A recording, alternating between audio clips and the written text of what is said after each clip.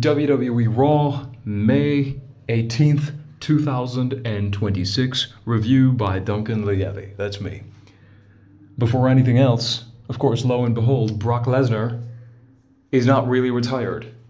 And why? Well, how could he be? Riyadh and Saudi Arabia, those events are still going to happen.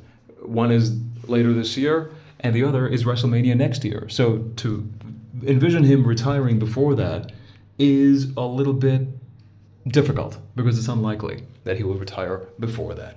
He finally gets to F5 Obafemi. Not once, not twice, 4 times. 4 times.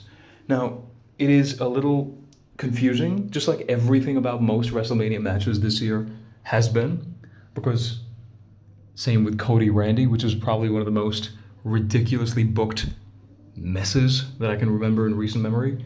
And Oba and Brock. Of course, that's not confusing if that was really it.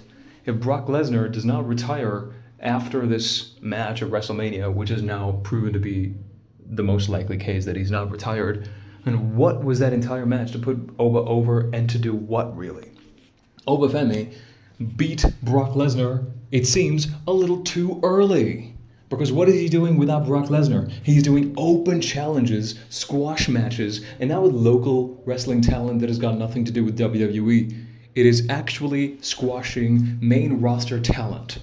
Because that is the only thing that's even remotely advisable. You're not going to be smashing or squashing NXT talent who might rise to the top of the card someday. And they will always have that mark against their name of getting squashed by Obafemi after Obafemi beat Brock Lesnar. So at least it's better than sacrificing the reputations and heat of existing main roster talent, provided that they have some heat to begin with. Still the point stands. It's better that Brock Lesnar is back. And still, Obafemi and Brock Lesnar, where does this feud go? Now, I believe Brock is going to get his win back and then put Oba over one more time. I'm not sure if SummerSlam is truly the destination for all this.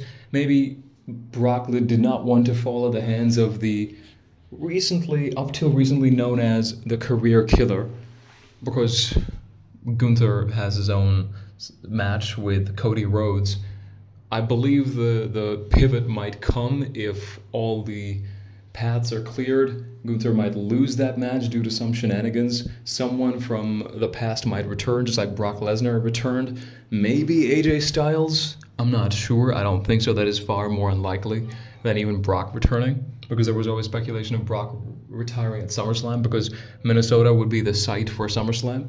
Maybe someone costs Gunther, so Gunther can then pivot to a match with Brock Lesnar at SummerSlam, unless SummerSlam is the site of match 3 of Brock versus Obafemi, where Brock puts Oba over again, even though that now sounds like an underwhelming way to go. You already put him over at WrestleMania, the show of shows, apparently, the granddaddy of them all, and now Brock is back. And finally, he gets to have some offense against Obafemi. I think he got one F5, which was no-sold by Oba at WrestleMania. And now, 4. It took 4 F5s to keep Oba down. Rest in peace to the effectiveness of finishers across the board. Everyone kicks out of finishers. Why? Nothing means anything, almost. It's getting more and more toward that.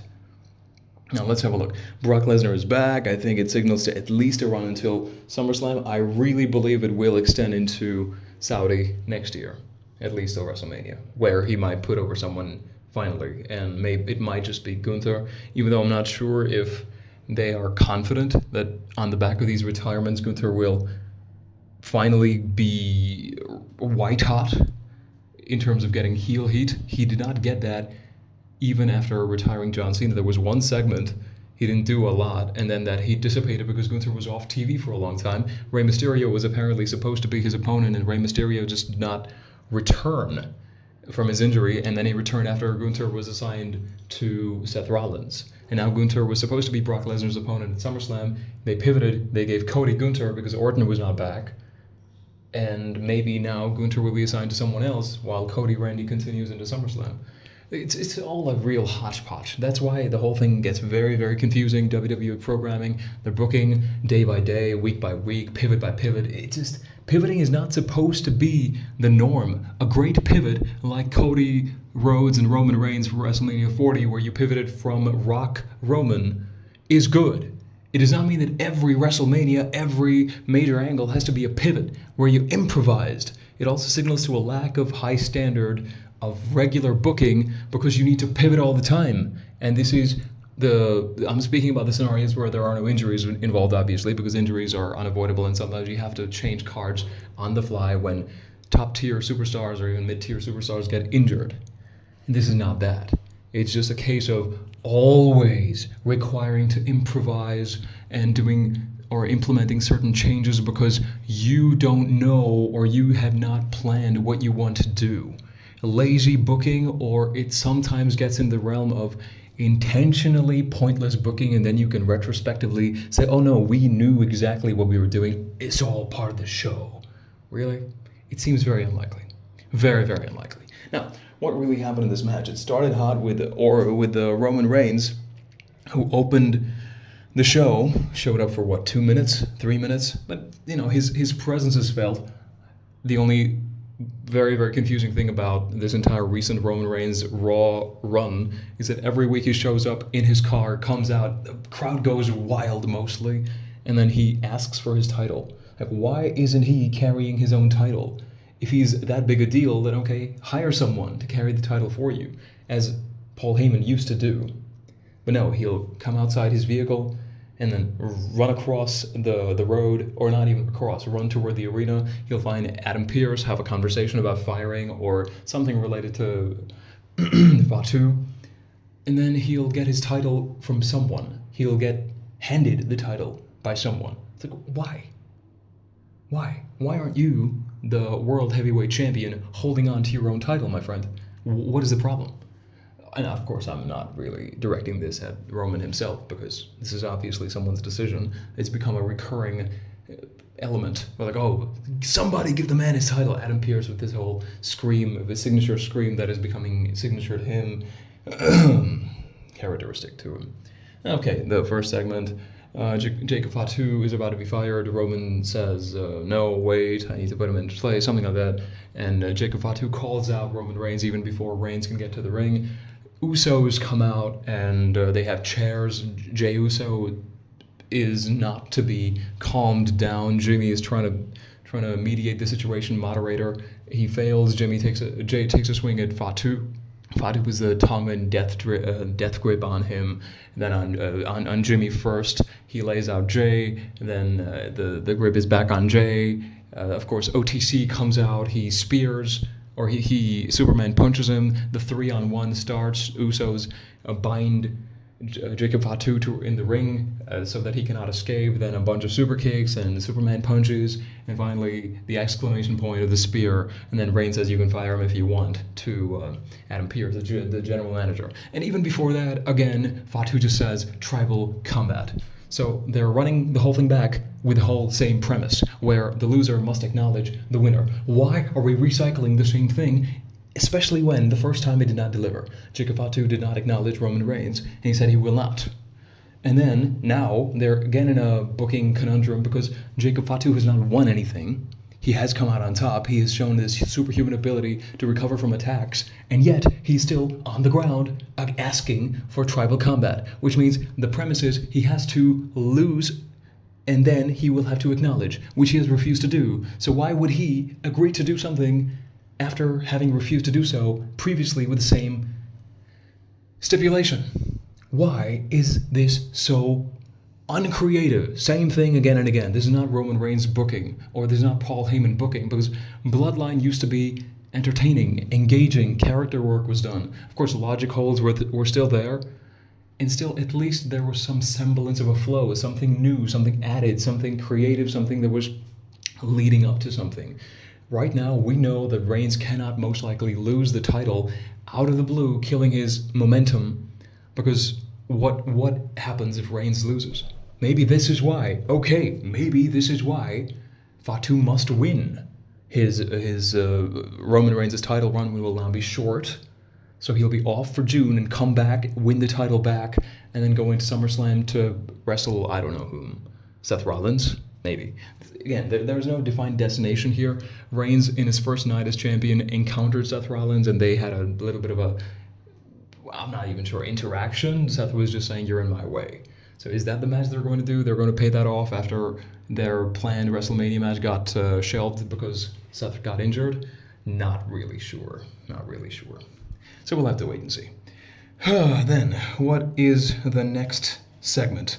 Oh, yeah, okay. After that, who came out? Tribal Combat? Yeah, Becky Lynch and Sol Ruca. Okay. Becky Lynch, when she's not overplaying her hand, is now actually a good promo. A really good promo when she's not doing her hobbits' nonsense. And what else was there? When she's not babbling on and those unnecessary mannerisms that she adds. When she's not doing that, she's a good promo. Sol Ruca is not yet very awkward in her delivery. I'm a little bit skeptical that she might go into that later on in her career. Right now, her delivery is smooth. It's minimalistic. Her look is clean. Her dialogue delivery is good. So nothing really too cringy about this. Becky is playing her character. Sol Ruca is being forced to wait for her match. She also asked for the Intercontinental Championship to be on the line at Saturday night's main event when apparently these two are going to meet next in a match. And Becky Lynch defended that and said, no, I will not hand you a title match because it's about me. I make the title and you have to earn your way to the title, something like that, which I thought was very good. And then Michael Cole, provocateur to the heels, as he always is Becky scared? Michael, she, as in Becky, had to get the title back from AJ after such a long time that I suppose she's not going to have an open challenge all the time. But I would not be surprised if the Intercontinental Championship ends up being up for grabs at Saturday night's main event. Next segment. Okay, one great line that Becky also said, that everyone she encounters is either gone or they lose their momentum completely. And I think she cited Lyra, Valkyria, Mediocre Maxine, just like these creative nicknames with alliterations that she comes up with. Very good. And apparently Becky Lynch believes she sent AJ Lee back into retirement, which, well, is not completely untrue. It's not retirement, it's semi-retirement, right? AJ Lee does not know when she will come back or if she will come back. So it's kind of accurate. Well, good line there. Okay, next up we have Seth Rollins is there and he challenges the Vision to the main event spot, whoever answers the call. And of course Braun Breaker wants him because Seth Rollins directly addresses Braun Breaker to run the same thing again. How many times are we going to run the same thing again with the same angle with no other added element? The angle is Braun Breaker ready? Are you a Nepo baby? Or are you everything you say you are, Braun? Like, Seth Rollins probably delivered one of the weaker promos that I've heard from him. His mannerisms are a bit too cavalier. I don't know. He's lost the match already. And of course he's right in saying that it was because of the Vision. And then he says, oh, I can fight them all again. Like, why are we running this dumb babyface angle again? Like, have Seth wisen up. He's the person who benefited a lot from the numbers game, right? In the Shield and in other factions. In the Vision, he was benefiting from that too. So whenever the faction turns on the heel leader, the heel leader becomes the face. And then why does the now babyface leader have to turn silly? Always. Why is he not making another group? Why is he in this confused storyline with Montez Ford and Angelo Dawkins, where Dawkins is kind of pro-Seth, but Ford is not pro-Seth. Ford is warning Angelo Dawkins that everyone who aligns with Seth Rollins ends up on the losing end of things, or gets the carrot and not gets the stick, not the carrot. So it's, again, very confused. Just have Seth be smart. Like, why is he signing up for these ridiculously skewed situations where he's most likely going to end up in the losing end? Just a little bit underwhelming, right? And of course, are we already in the main event? I think we're kind of in the main event. Yeah, we're in the main event. Okay, nothing really major happened. Okay, yeah, there was this tag match with I'm missing two matches of the Judgment Day. Again, we had Finn Balor running things back. We don't even need to wait for pay-per-views to have rehashes. It's Finn Balor versus JD McDonough. Great match. Amazing match. There's no doubt as to whether these two are at the top of the food chain when it comes to having great matches consistently. Finn Balor, full time, they are wasting him. I don't like using these blanket words normally, and I very rarely do. I will stand by this one. Finn Balor has so much story potential. You probably have him for a good 5 more years. Just please put him in engaging storylines. 1916, I'm getting rehashes of, I'm getting flashbacks of that scenario when he went back to NXT and he was in a story. I think that's when he started using 1916 as his DDT finisher as well. He has so much potential. He can cut decent promos if you give him good material, but everything has to be a rehash. He's no longer a part of the Judgment Day. Why is he continuously fighting with and then beating and then losing and then beating? Why does everything have to be a series? He already won the match as the Demon against Dominic Mysterio, and then you've got I think it was 3, could very well be 4 matches with JD McDonough, one of which Balor lost and the others he won. It's just so sad that he keeps on spinning his wheels in the same vortex almost. But again, the match was great.